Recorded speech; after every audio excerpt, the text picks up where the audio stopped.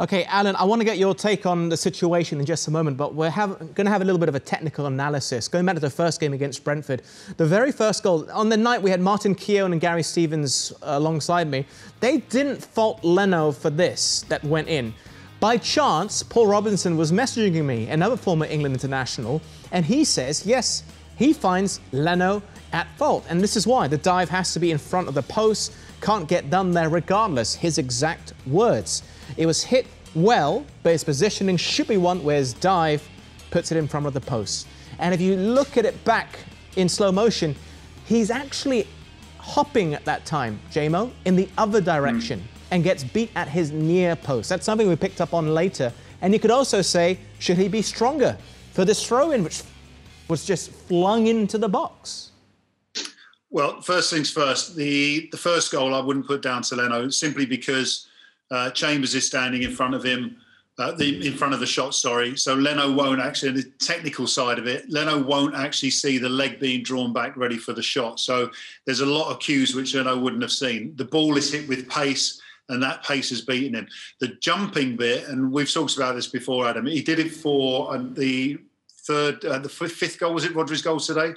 There's a little jump in the air. Again, it's an anticipation jump, and he doesn't see the strike cleanly. If he keeps himself on the floor, then he'll make the save. But he's not unique in doing this. It happens with most goalkeepers a lot of the time.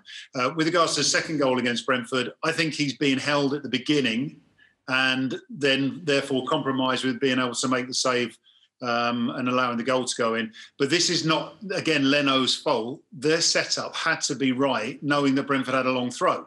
So whoever's doing the scouting reports for Brentford from the Arsenal team hasn't relayed the information correctly to Arteta and the coaching staff. And the coaching staff, whatever information they had, haven't set the side out. There's no way that Leno should be the guy dealing with that long throw or anywhere near it. There should have been a block in front of him. I think he's been blamed for something that wasn't his fault on both occasions there. And it's not to say that Robbo isn't right in what he thinks happened, but I can tell you, from experience, when you've got a defender in front of the shot, your vision is compromised, and the power of the shot is what beat him. I don't think his positioning was bad. He would have allowed, if anything, the sort of Mahrez in reverse curler to the far post, and there would have been a lot of space there. What about Rodri's goal? Yeah, I think. Sorry, Alan. No, I was just going to say that Adam, as an outfield player, looking at the second one, Jamie, you'd think he's should have been stronger. You could imagine somebody like you or Peter Schmeichel just shoving that lad out of the way and not being pinned in that fashion. But Alan, the important thing here is that if your defence is set up properly, then you're anticipating the long throw. He doesn't get involved. He has a defender in front of him who takes care of any block, and then he's got the freedom to move around. But it seemed like because there wasn't that cover, he gets entangled with the forward, which then allows the forward to grab hold of him, which means he's compromised for going. Whether or not, had he not been held, whether he'd been quick enough to get across and save the header is still another question. But I just don't think the setup was correct. And in the end, you're asking your goalkeeper to do something in a pressurised situation which you haven't prepared for.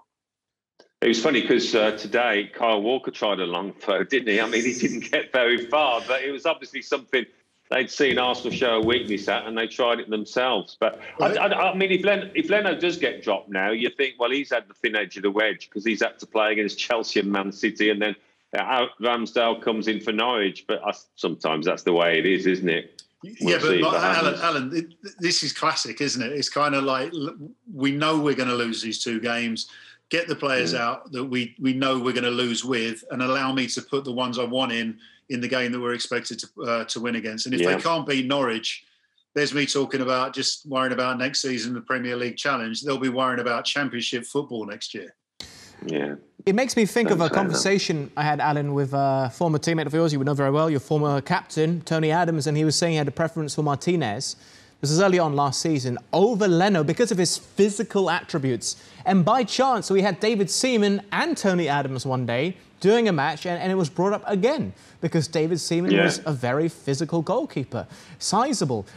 David James, you're what, 6'5"? You're a very sizable physical goalkeeper as well. It's just something which Leno lacks. Is that it, really? I mean, you can go to the gym. I think Adam, behind the scenes, they had to make a decision at the time where Martinez hadn't shown the form that he went on to show for Aston Villa. They knew he was a good keeper, but maybe they didn't know he was quite that good.